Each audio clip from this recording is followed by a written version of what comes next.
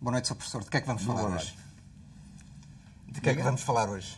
Sobre o que vamos falar, sobre o que quiserem, porque ficou combinado é que a pessoa que vinha fazia uma pergunta e eu respondia se pudesse responder. Há uma questão que eu gostava de lhe pôr.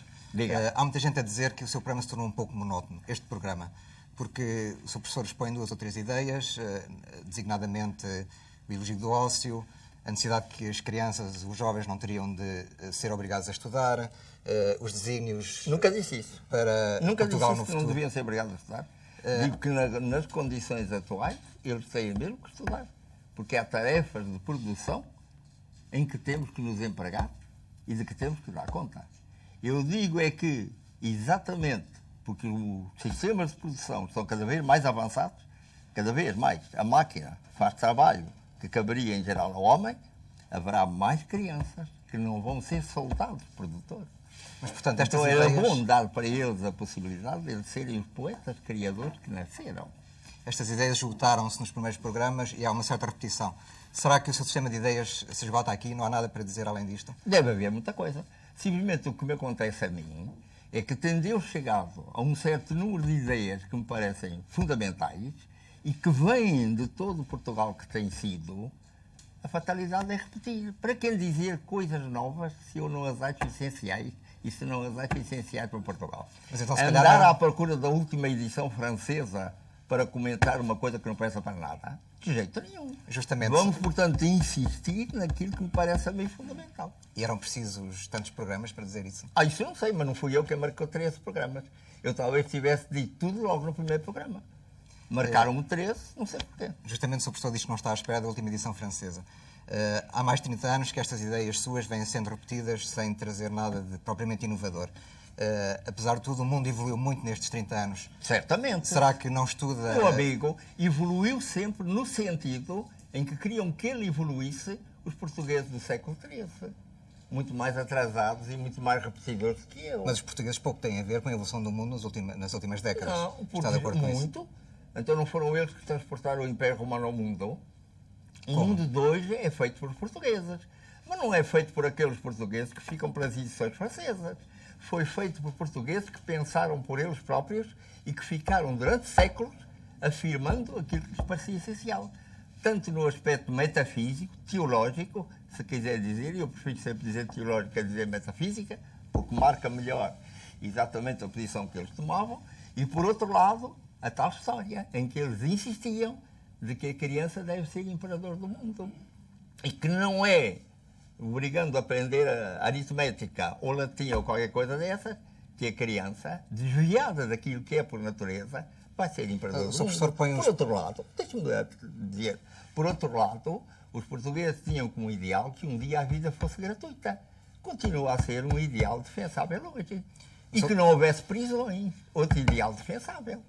Para que é preciso coisas novas? Eu não percebo para quê. O Sr. Professor põe os portugueses no lugar de povo eleito.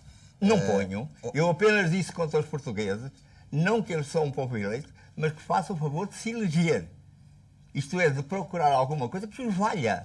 E de não ficar tantas vezes em pequenas discussões em coisas que são a porcaria que não vale a pena fazer. Mas olhando para o lugar dos portugueses no mundo hoje em dia, não parece que eles estejam em posição de eleger. Diga. Olhando para o lugar dos portugueses no mundo hoje em dia... O senhor acha pequeno? A que é que o senhor chama português? Qual é o protagonismo que os portugueses têm hoje no mundo? Eu pergunto ao senhor o que é que o senhor acha que é português. O Fernando Pessoa diz, a minha pátria é a língua portuguesa. É esse o seu conceito de português? Então, se formos por aí, há milhões e milhões de portugueses no mundo hoje. Isto é, de homens que falam português. Olha só os quase 150 milhões do Brasil. Mesmo esses portugueses de que fala não têm um grande protagonismo na história hoje em dia? Não, acho que não. Acho que não. Bem, porquê? Eles não têm o protagonismo de continuar defendendo hoje e procurando hoje fazer, ser aquilo que os outros antigos tinham como ideal. Porque quem lidera no campo das ideias ou no campo da tecnologia, no campo da ciência, não são os portugueses. Os alemães e os japoneses que façam a tecnologia, porque isso não tem importância. É um aperfeiçoamento do martelo ou da broca. Mas eu falo também das ideias. Não. O que tem importância é pôr os princípios fundamentais para que serve essa tecnologia, o que nós queremos fazer com ela e a que ponto vamos chegar se empregarmos bem. O português só tem que empregar bem a tecnologia e às vezes inventá-la. como sabe, o português navegou... Já inventou em tempos, mas agora não inventa nada. Diga, diga. O português em tempos inventou tecnologia, mas agora não inventa nada. Não, acho que não. Inventa usar da tecnologia, meu querido amigo. O que é que inventa? Enquanto que as pessoas ficam sujeitas à tecnologia e vão ficar durante muito tempo, o português sempre procurou libertar-se disso e daí vem dizer-se muitas vezes que o português não gosta de trabalhar. Se há uma tecnologia que trabalhe por ele, ela que avança. Ele tem coisas mais interessantes para fazer como poeta. Acha que o português não do que trabalha? trabalhar. Eu acho que trabalhou, sempre que foi preciso. O que é que têm feito os imigrantes pelo mundo? Exato. Onde eles vão e onde é preciso Então, mas trabalhar, eles trabalham. está a dizer que o português não gosta de trabalhar, é isso? O português, dentro de determinadas condições, se a vida lhe fosse inteiramente favorável, ele gostaria muito mais de contemplar e poetar do que trabalhar. Hein? Mas quando é levado a uma função em que tem que trabalhar, ele trabalha mesmo. Mais uma vez está a pôr os portugueses no lugar de povo eleito. Povo especial. Não, meu não querido tem nada a ver com os não, outros. calma. Calma. Porque não é impunemente que se põe num jornal uma pergunta de se eu sou um gênio ou uma fraude. Para o seu professor não há grande diferença entre gênio e fraude. O meu amigo dá licença, eu quero dizer-lhe que essa pergunta do jornal, gostei muito dela. Porque é a pergunta que se deve fazer para toda a gente. E, sobretudo, para portugueses. Eu gostava de ver o que é que respondiam todos aqueles portugueses que construíram o Brasil entre 1500 e depois o Tratado de Madrid, de 1750, que durante 250 anos foram geniais na marcação das longitudes, que ninguém era capaz de marcar no mundo como eles, e ao mesmo tempo eles fizeram cartografia falsa, tranquilamente, durante 250 anos. O que é que eles responderiam? Mas as ideias do seu professor alimentam-se de glórias passadas. Diga. As ideias do senhor professor alimentam-se de glórias passadas. Não, senhor. Isso foi o que os portugueses Não, fizeram cara amigo, há uns séculos. Não. Alimentam-se de glórias futuras. Indo buscar as ideias do passado. Não das glórias passadas. O meu amigo não sabe que eu tenho dito muito das comissões de descobrimentos, por exemplo. Mas que sinais... O que era interessante hoje fazer-se não era uma comissão de descobrimentos para comemorar os descobrimentos a partir do século XV. O que era interessante fazer-se era uma comissão que marcasse quais os descobrimentos a fazer no futuro. Isso não é possível. Como não é possível, o meu amigo acha que não é possível. Consegue prever os descobrimentos que vai haver no futuro? Sim, senhor. Quais são? Isto é, qual a maneira, qual o comportamento das pessoas. Por exemplo, hoje o homem que nasce, e eu creio que o homem que nasce é sempre criador. E criador único. Não há nenhum homem igual a outro homem em bilhões de homens. A sua mensagem é uma mensagem única. E o que acontece no mundo é que a maior parte das pessoas que surgem no mundo com essa mensagem particular, individual deles, nunca a podem pronunciar, exatamente porque as condições sociais, as condições de vida, as condições de trabalho, o facto da vida pesar sobre nós, e tem que pesar, e há que pesar, para se conseguir a vitória sobre a carência, uma porção de gente fica eliminada. Então, um grande descobrimento futuro é ver de que maneira essa economia pode avançar mais rapidamente e mais humanamente do que tem avançado, até que cada homem possa cumprir a sua verdadeira missão na vida, que é ser poeta criador. Mas são os portugueses que vão fazer esse descobrimento? Diga. São os portugueses que vão fazer esse descobrimento? Meu querido amigo, pelo menos são os portugueses que o desejam. E nunca se sabe. E os outros não desejam? Nunca se sabe se aqueles que vão realizar uma coisa a realizaram por si próprios ou tangidos por milhares de pensamentos no mundo. A coisa é muito complicada. A ação e pensamento e a relação entre os dois são extremamente complicados para que a gente decida logo uma coisa ou outra. E que sinais é que o seu professor encontra na sociedade portuguesa atual que o leva a prever que o povo português tenha esse protagonismo no futuro? Eu quero dizer, o povo português é o mesmo que pensou estas coisas no século XIII. É o mesmo que deu o Camões e que pensou o Camões.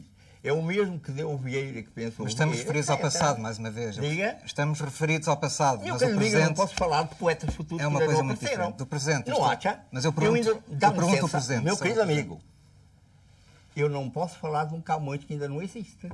Ou de um Vieira que ainda não existe.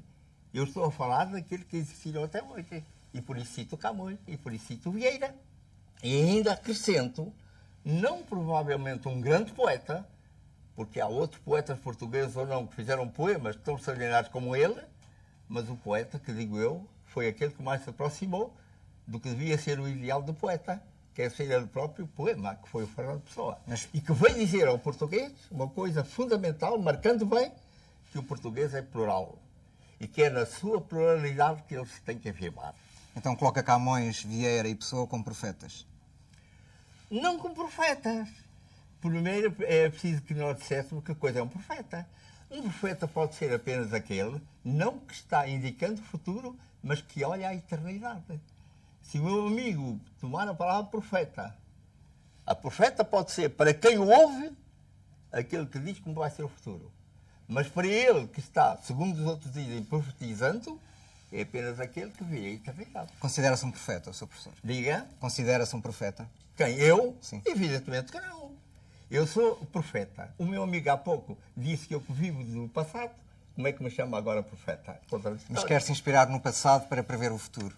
Ora, parece que são coisas totalmente distintas. Evidente que se eu estou a fazer geometria e há uma linha que me parece sempre reta, eu digo, a não haver qualquer coisa de inesperado, esta linha vai continuar reta. Se, por outro lado, a minha linha começa a ter uma inclinação parabólica, eu digo, esta linha o que vai gerar, o que vai dar de si é efetivamente uma parábola. A história dos portugueses é assim tão linear?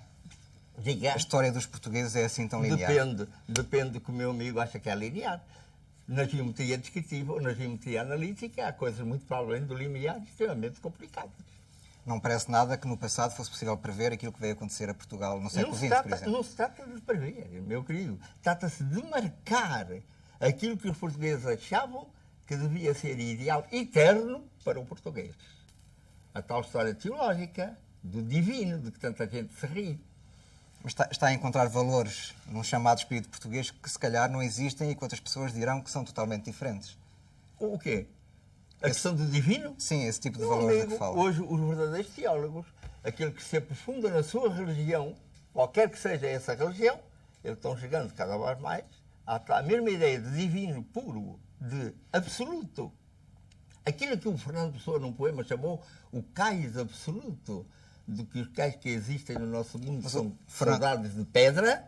Fernando Pessoa é Fernando Pessoa, não é os portugueses. Diga? Fernando Pessoa é Fernando Pessoa, não representa os portugueses na sua globalidade. Mas é um português. E se cada português, por si mesmo, não representa os portugueses, eu gostaria de saber quem os representa. Provavelmente ninguém, ou talvez o Presidente da República, o que é que acha? Não, o Presidente da República é eleito pelos portugueses que, segundo diz, não existem como portugueses. Mas é que não podem eleger um português. Se é eleito, representa. Porque é que se tem que ver como português? É o conjunto do fundamental que os portugueses pensaram por um lado e, por outro lado, o que fizeram por outro. Não tem medo, não tem receio que as suas ideias sejam apropriadas pela extrema-direita? Meu querido amigo, podem ser apropriadas pela extrema-direita e eu farto-me de rir agora com o que vejo no Brasil, em que o candidato da esquerda foi apropriado pela direita. E é a direita que está vencendo. E é o candidato da esquerda que vem dizer, eu próprio não podia ter feito tais coisas que eles estão agora fazendo. De maneira que às vezes há dessa surpresa. Mas eu acho que não. Mas se a extrema-direita, a que é que o senhor chama extrema-direita? É aquela que chega, que se senta num parlamento para o lado direito do presidente ou é qualquer outra coisa? Atualmente nem sequer está ao lado direito do Presidente, não está no Parlamento. Pois é. Então como é? Como é essa história? O que é direita na realidade? A direita defende valores conservadores, nacionalistas... Bom, há duas espécies de conservador, que é o conservador da lata e o conservador da sardinha. Pois, mas o estou a falar de conservador da sardinha é útil, daquilo que há útil em termos pode políticos alimentar. ideológicos. O conservador da lata que se deita fora não presta para nada, que é o que acontece a grande parte dos conservadores. Mas no seu caso, por exemplo, considera-se um conservador? Se o meu amigo diz que tem ideias que continuam a achar que são vivas e úteis, as ideias do século XIII é ser conservador, faça favor. É por sua conta só que eu digo, sou conservador da sardinha, não da lata. Não da lata. Ao passo que quem sabe se o meu interlocutor, que parece que talvez seja de esquerda, é conservador de uma espécie de lata qualquer, que ainda não apareceu ou de que a gente já se lembra. Considera-se monárquico ou republicano? Diga. Considera-se monárquico ou republicano? É preciso que o meu amigo me diga o que é ser monárquico e que me diga o que é ser republicano. Defende a autoridade de um rei como chefe do Estado ou defende a autoridade do Presidente? Não é assim. E se um rei é eleito, como é? É presidente ou rei? O que é que acha? Segundo a Constituição é presidente. É, mas segundo as Cortes Gerais em Portugal, durante séculos, o rei era eleito. Era um presidente ou era um rei? Como é? Mas tivemos as dinastias, havia uma sucessão, uma linha Claro, sucessória. meu querido amigo, mas o primogênito de uma dinastia era aquele que era apenas candidato perante as cortes a vir a ocupar o trono. E o meu amigo sabe perfeitamente, porque sabe história, que muitas vezes um rei que tinham as cortes aceitado era posto fora, era posto de lado, quando se verificava que não cumpria as funções que tinha que cumprir. Mas não respondeu à minha pergunta, qual é o sistema que defende? Meu amigo, é o sistema que Portugal conseguir criar, porque atualmente não tem sistema. Atualmente Não tem sistema atualmente? Não, o sistema português é um misto de sistema francês e inglês e qualquer outra coisa que apareça, porque há 200 anos que Portugal não tem um regime Mas propriamente provavelmente é o português. melhor que se consegue arranjar. Diga. Provavelmente é o melhor que se consegue arranjar. Sim, mas o melhor que se consegue arranjar não serve. É o melhor que tem de ser. O que se consegue arranjar é apenas uma coisa que serve de momento, Mas não. acha que aquilo a que se chama um sistema português seria melhor do que aquele que existe atualmente? Seria português. E não houve até agora. O ser português E não... provavelmente vai existir. A vida portuguesa se vai desenvolver e provavelmente um dia aparece um sistema que não tenha os efeitos de muita coisa do sistema inglês ou francês, apesar das vantagens que ele trouxe para todo o sistema, etc. Não? E então aí é que se fará um sistema português, que ninguém pode inventar. Ele tem que vir da vida. Ele tem que crescer do vivermos, do pensarmos e do vivermos. Mas se calhar o sistema português é pior do que o atual. Diga. Se calhar o sistema português, Meu só pelo facto de ser amigo, português, não é garantia de Não, qualidade. os sistemas portugueses que houve não foram piores que os atuais. O primeiro, que era realmente um rei, como diz, coordenando, conjugando municípios republicanos, eram ao mesmo tempo, Portugal era ao mesmo tempo monarca e republicano. De maneira que perguntaram a uma pessoa que é portuguesa se era monarca ou republicano, não? O português deveria responder: o meu sistema seria aquele que conjugasse todas as possibilidades do regime monárquico e todas as possibilidades do regime republicano. Acha que o Estado Novo era um sistema português? Meu querido amigo, que não? É uma das tais imitações. O meu amigo sabe que o Estado Novo foi um sistema imitado dos italianos, um pouco tocado pelos alemães, mas sobretudo imitado dos italianos. Mas era um sistema E para uma altura em que o regime republicano tinha falhado no que competia à administração do país. O regime do Estado Novo foi um regime estritamente financeiro, um regime de contabilista, Mas um que, regime de qualquer modo, se partidas inspirava em ideias portuguesas Diga? tradicionais. Inspirava-se em ideias portuguesas Não, meu amigo, tradicionais. que nada. Nacionalistas. Meu amigo, os defesa desses portugueses- valores místicos da história Os de que portugueses que dobraram fala o cabo, também. ou os portugueses que construíram o Brasil, teriam dito que aquele regime não era português. Porque era Acha que apenas de contabilidade. Era um regime de guarda-livros, com todo o respeito que eu tenho pelo guarda-livros. O seu professor vota? Diga? Vota. Sim, voto se me apetece votar. Ou quando sou obrigado a votar.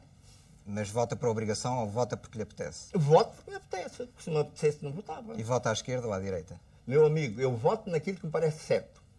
Mas não quer dizer se vota à esquerda ou à Não, direita. não vou por rótulos. O meu amigo julga que eu vou por rótulos. Julga que se veja uma loja, este é o melhor presunto do mundo, é o presunto que eu como. Não, vou provar, vou experimentar e só como Deus se me apetece. Escolhe livremente o seu voto em cada campanha eleitoral, é isso?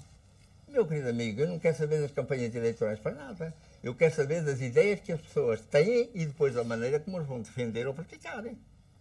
De resto, isso hoje no mundo é extremamente fácil. O meu amigo, no fim de contas, hoje, para leste e a oeste e tal, o que se está falando?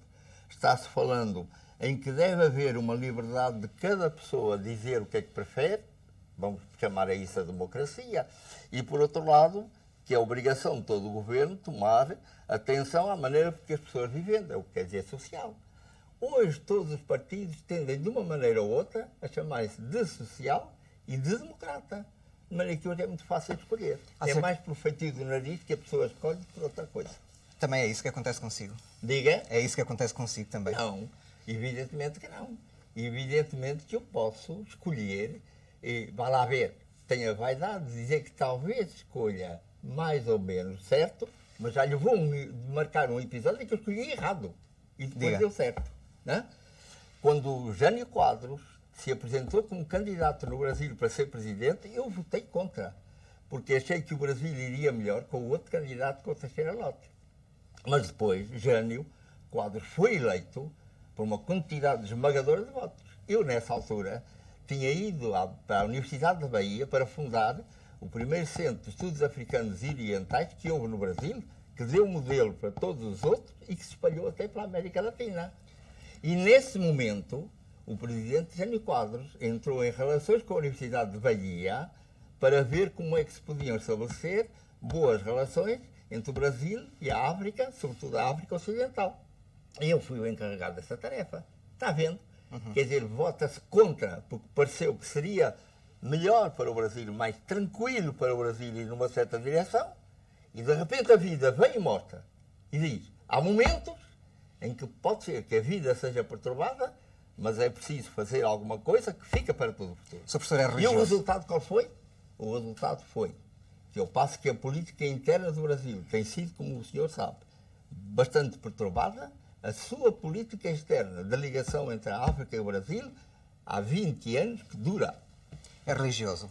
Diga, Se é religioso. precisava que o meu amigo me dissesse o que é ser religioso. Acredita na existência de Deus. Diga, Acredita na existência de Deus. é preciso que o meu amigo me dissesse que coisa é Deus.